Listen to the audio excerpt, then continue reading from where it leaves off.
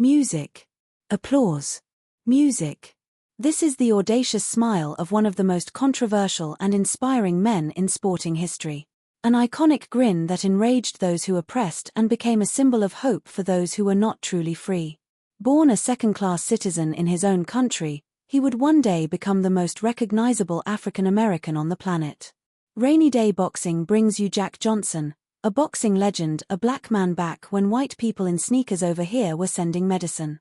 You're fighting a white man, and, if you're knocking, I will kill you, he said. Just kill my black balls. I'm gonna knock this white man cold. You like yourself, Sam?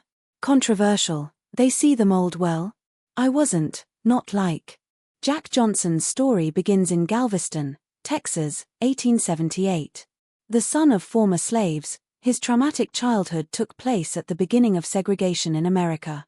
As a young working boy, he labored in many physically demanding and hazardous jobs of his time, all while working for the lowest wage, a period of his life that defined and shaped his muscular physique and mental courage. His fighting days began with his involvement in battle royals, a cruel contest where groups of young African American boys were blindfolded and forced to fight for the entertainment of the social elite. The majority of the time, Jack Johnson was the last man standing. I'm sure he was scarred from his background, but he wasn't humbled by it. I mean, he had this rebellious spirit. He was a very aggressive type of individual. It takes courage just to step inside a boxing ring, and then to know that virtually every person there hates you, maybe hates you enough to kill you. The sport of boxing, still in its early years of existence, was very much considered the white man's domain. Black boxers were heavily restricted and held back in the sport. Tough men and crude brawlers were held in the highest regard in those days. But when one crafty fighter with talent so undeniable began to climb the ranks, even white fight fans took notice. Johnson was one of the earliest men to master the sweet science. With the grace of a ballet dancer, he would demoralize and toy with his opponents. Jack traveled the country, establishing his fighting superiority, humiliating his white combatants as he battered them without mercy. With confidence that even Muhammad Ali could not rival, Jack Johnson knew he was destined to wear the crown. Music. Johnson was a half-century ahead of his time. He was the first fighter who thought about self-preservation when he got into the ring. Jack Johnson was absolutely unique. He was a genius. Johnson demonstrates his mastery by landing a ramrod jab on Flynn's nose. Jack Johnson now simply holds him off with his left and bounces him at will with his right. Fireman Jim seems so confused by what looks like an impenetrable defense. At his best, he was a superb athlete, considered by many the best defensive fighter in the sport. Jack just a little bunched up, where to punch?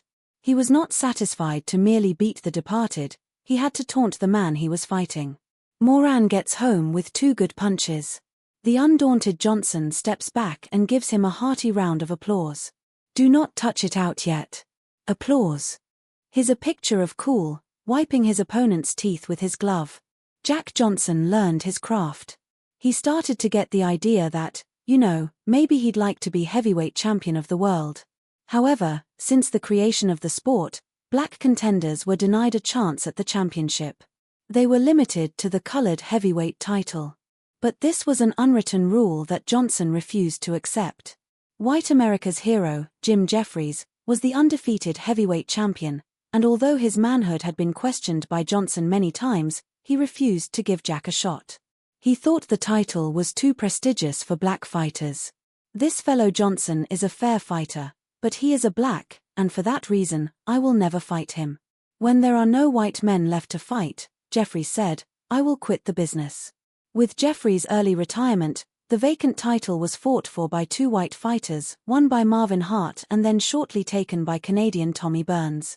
Unfortunately for Jack, Burns also drew the color line. But Jack hungered for the title like no man ever had, or possibly ever will. For 2 years, Johnson pursued Burns around the country, even following him around the world. When Tommy traveled to London or Paris, Jack would be there, pestering the champion for a chance at the title. Until finally, in Sydney, Australia, a wealthy promoter offered Burns $30,000 to fight Jack, a figure so large, if refused, his fear of Johnson would be exposed. The fight was a sellout. A crowd of 20,000 people, the press, and their cameras gathered to watch the first-ever championship fight between black and white. Within a few seconds, Burns was on the floor. Burns got up and was knocked down again. A left hook right to his ribs. "Here, Tommy." The bell rings. Jack gives a friendly little wave to Burns. "See you later, Mr. Topic." Johnson was merely toying with the champion, goading him on until the tiring Burns could no longer compete. So far as damage was concerned, Burns never landed a blow. He advances on the smaller man and then suddenly unleashes his attacks. Music. Applause. Music. The world despaired at the spectacle, a black man knocking out a white man.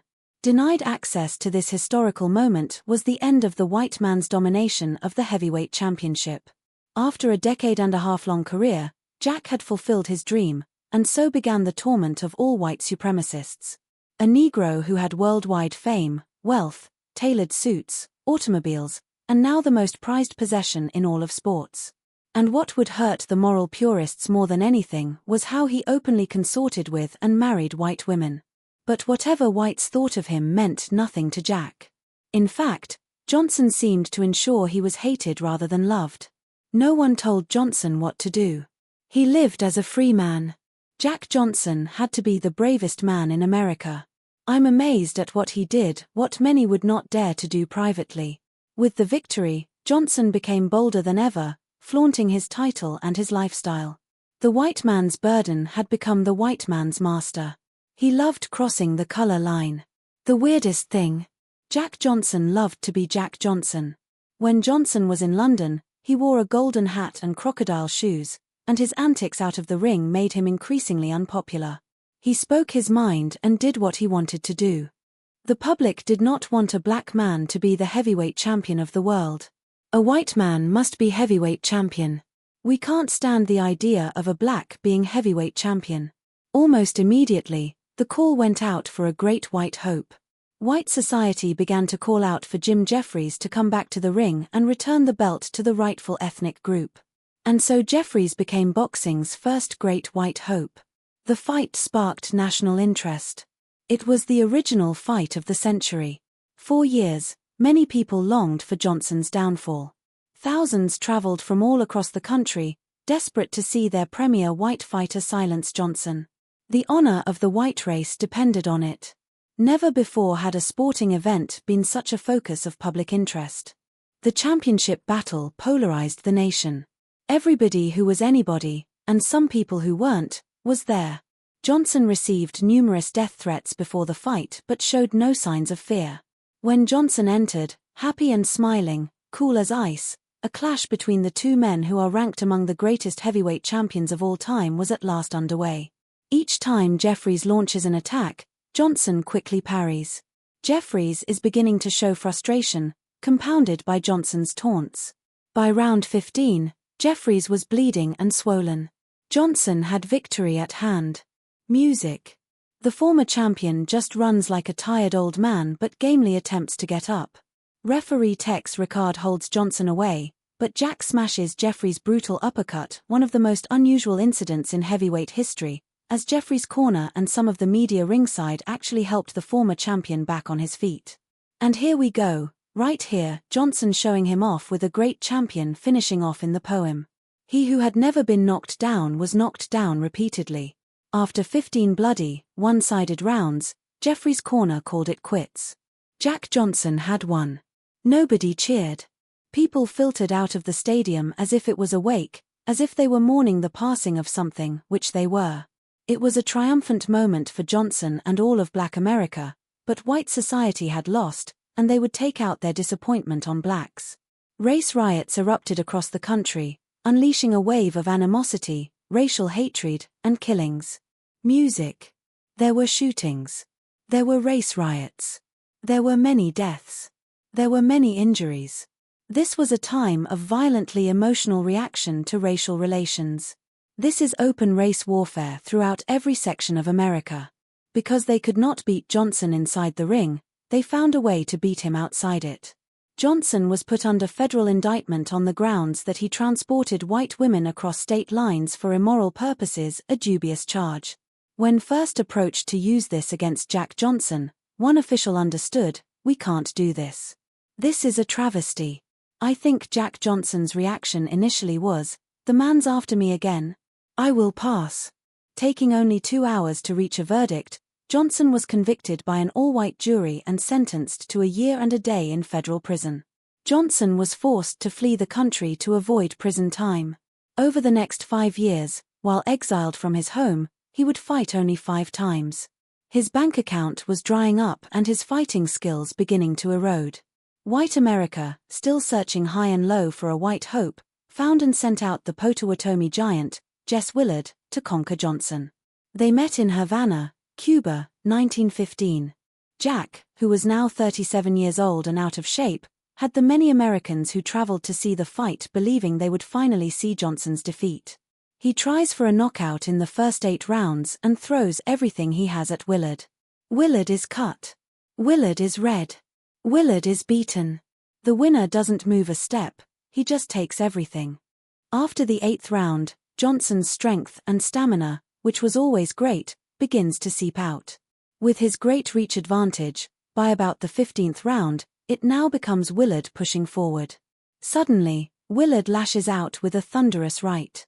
Johnson goes back. Applause. The impossible had come true. The search for the great white hope was over. Jack Johnson had been dethroned. After 7 years, the legendary champion's reign had ended. Upon his return to America, Johnson submitted to the law and did his time without complaints. He kept fighting for 16 years after his loss to Willard and competed in exhibitions up to the time of his death. In his era, he was what haunted the nightmares of many, but today his legacy is an endless source of inspiration to all those who need uplifting.